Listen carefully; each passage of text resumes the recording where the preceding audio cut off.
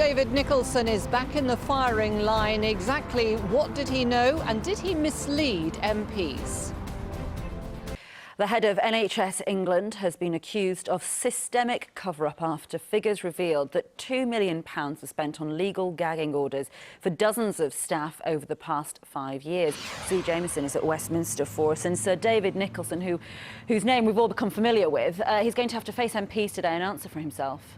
That's right, he's certainly one of the most controversial figures in the NHS at the moment. He is appearing before the Public Accounts Committee for the second time in just a few months. And one MP from that committee says he's uncovered a staggering number of secret gagging orders, and he is saying that Sir David misled them last time he appeared before the committee. Obviously, Sir David gets a chance to refute those allegations today in front of MPs, and these gagging orders have now been banned by Jeremy Hunt to try and make the NHS more open after the mid-staff scandal. Back in the firing line, Sir David Nicholson, already heavily criticised for his role in the Stafford Hospital scandal where 1,200 patients died, has a lot more explaining to do today. Sir David told MPs in March he'd only come across one judicial gagging order used for whistleblowers. But figures obtained by the Conservative MP Stephen Barclay show that at least 52 staff have been silenced using orders signed off by a judge or senior lawyer since 2008. Some of them have cost as much as £500,000. And that's in addition to the £15 million used by NHS hospital trusts to keep almost 600 staff quiet. Sir David's retiring next year, but the calls for him to step down with immediate effect are likely to get louder. They rip us off. It's just gone 7:15 now. The results of an investigation into complaints made about Lord Renaud are going to be published today. Yes, if you remember, Lord Renaud, a former Lib Dem chief executive, has been accused of inappropriate sexual behaviour towards women, which he denies. Well, Sue is at Westminster for us. What can we expect from the report today?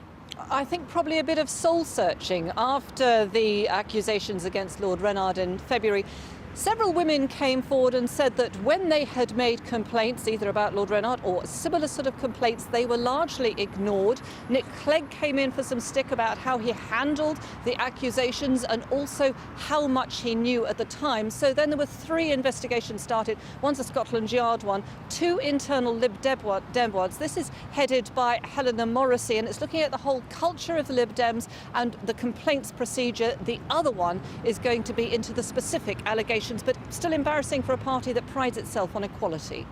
Quite so. Well, we're joined now to talk about this by the Associate Editor for the Daily Mirror, Kevin Maguire. Good morning to you, Kevin. Morning. Funny, isn't it, that 2 stories today are about what did people know and did they ask enough questions? Good morning. The head of NHS England has been accused of systemic cover-ups after figures revealed that £2 million were spent on legal gagging orders for dozens of staff over the past 5 years.